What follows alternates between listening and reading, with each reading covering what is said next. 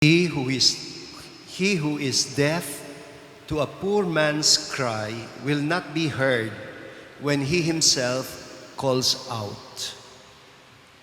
This is the last sentence in our first reading today from the book of Proverbs. It is a scary warning. You know, it sounds to me like a reformulation of the Beatitude, "Blessed are the merciful, for they will obtain mercy." Remember how I called your attention a few days ago to the fact that unlike in Matthew, the Beatitudes are always accompanied by a corresponding curse in the Gospel of St. Luke. In this case, the curse would be, "Woe to the merciless! They will not obtain mercy when they themselves ask for it." Pope Francis has made himself known as the Pope of Mercy. He brought the message of mercy to our country when he visited us in the year 2015. But he coupled the word mercy and compassion together, the words. They do not mean the same thing, but somehow they always go together. In Tagalog, we usually translate mercy as awa and compassion as malasakit. Mercy does indeed begin with pity for the suffering of another person. But it is not complete until it has moved us to do something concrete to alleviate the suffering of the other person. This reminds me of the character of Simon of Cyrene in the Passion narrative. While all the other onlookers felt pity for Jesus as he was carrying his cross, only Simon of Cyrene dared to come forward and express his compassion by helping Jesus carry the cross all the way to Calvary. Mercy is about being moved by what affects other people because somehow you feel connected to them. We can never become truly human if we remain alone and disconnected from others. We achieve our full humanity only by entering into a network of relationships. There is an African saying that goes, "It takes a village to form a child." But mercy is not original to Pope Francis. He's just picking it up from Jesus and from the rest of the scriptures. He calls Jesus the human face of the merciful God, who saw in every human being a fellow sufferer. He also suffered the consequence for it. The Gospels tell us that because Jesus was merciful, he was not very choosy with his companions.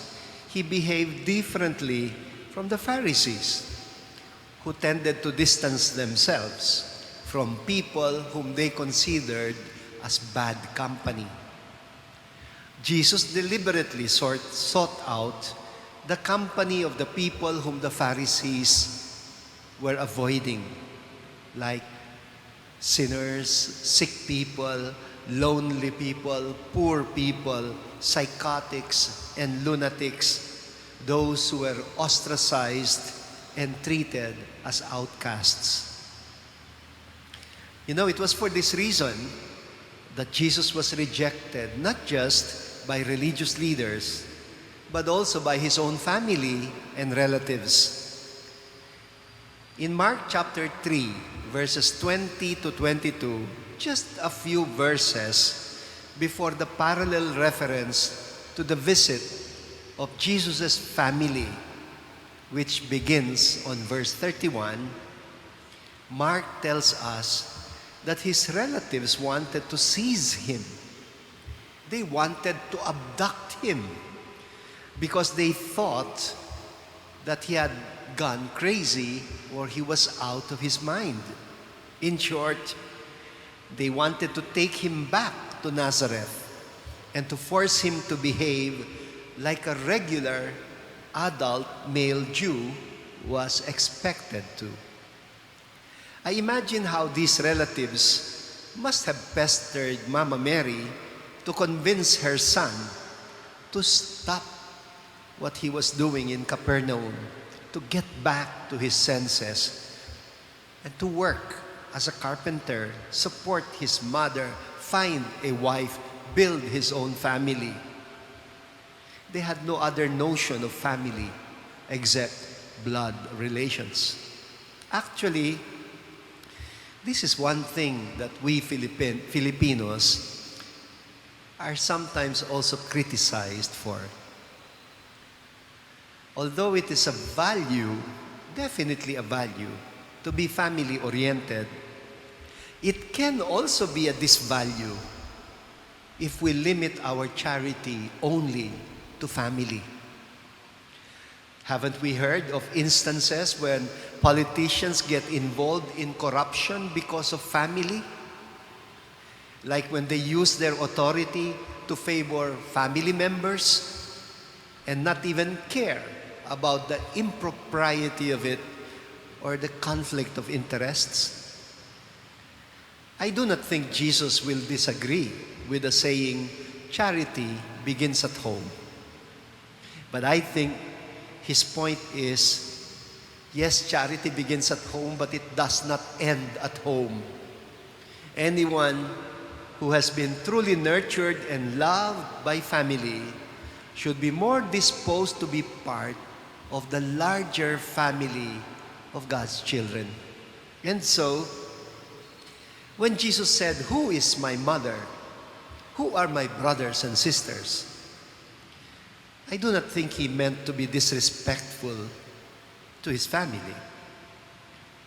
He just expected them to be consistently gracious, to be ready to share the gift of family with those who have not been blessed with a loving family. And so, he pointed at the ones who were around him, the poor, the sick, the abandoned.